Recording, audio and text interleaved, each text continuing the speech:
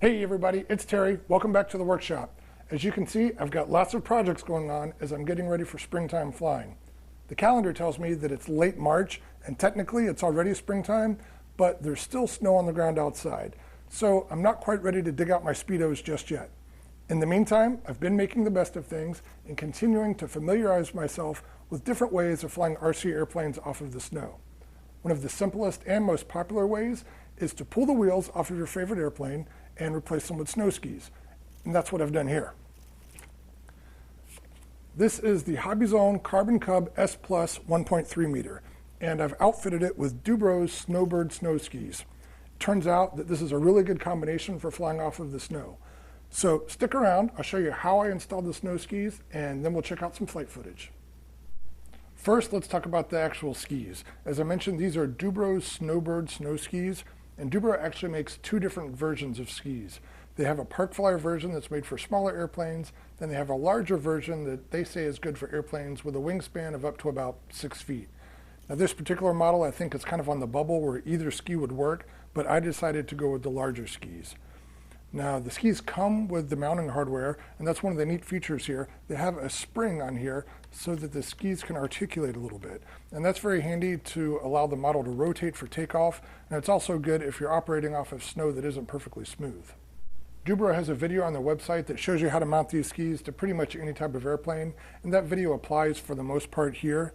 The only issue I had is that the skis are made to accommodate much larger landing gear, so they were a pretty loose fit on the landing gear of the Carbon Cub. So I had to find a way to bulk up that gear so that this was a tighter fit and not sloppy. What I ended up doing is adding heat shrink tubing to the axle, and I actually had to add 3 layers of tubing on top of each other to get the diameter that I needed to make the ski a nice snug fit. Now, if this were a wheel or something that was going to rotate a lot, I don't think that heat shrink tubing would be a very good bearing surface, but here on the ski where it only rotates a little bit, I think it's fine. And I made sure that the tubing only goes as far as the plastic part of the ski. It does not come out where the set screw attaches to the axle. These skis are sold in a package of 2. Du-Bro also sells a single ski that can be used as the nose gear on models with tricycle landing gear. Now what Du-Bro does not sell is a tail ski. And since this is a tail dragger airplane, I had to figure out something for the back end. And what I ended up doing is making my own ski. And this is just a piece of scrap plastic glued to a wheel collar. And actually, I think the plastic is the divider from an old fishing tackle box. Just about anything will work. The first step of making the tail ski was to add an upward curvature to the nose of the ski. I did this by putting the plastic in my bench vise. I then heated it up using my heat gun, and when the plastic became soft, I grabbed the end with a pair of pliers and bent it into the shape that I thought looked correct. After a few seconds of cooling down, the plastic re-solidified and the shape stayed in place. My next step was to glue a wheel collar to the top of the ski. I oriented the collar so that the set screw was accessible from behind. I glued the collar in place using goop adhesive. I gave the goop a few hours to dry before installing the tail ski on the model's existing tail wheel axle. I have it configured so that the ski is flat on the ground when the airplane is at rest. As for the main skis, I have those configured so that they are slightly nose high when the airplane is horizontal. And that means when the airplane is at rest and the tail is on the ground, there's just a little bit of tension on the springs for the main skis. My first task in evaluating these skis at the field was to taxi the Cub around a little bit and see how they affected the ground handling. One of the first things I noticed is that it doesn't take much power at all for the airplane to start moving. Another thing I noticed is that almost as soon as you add power, the tail wants to lift off the ground.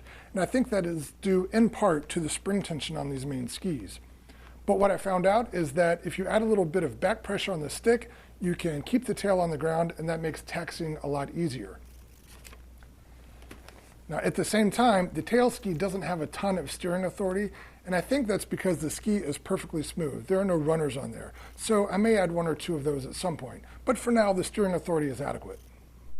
I also did some fast taxiing with the tail off the ground using the rudder to steer, and the plane does fine with that too, but I found that I had to be careful not to turn too quickly or the outside ski would dig in and bring the plane to a very quick halt in a cloud of snow.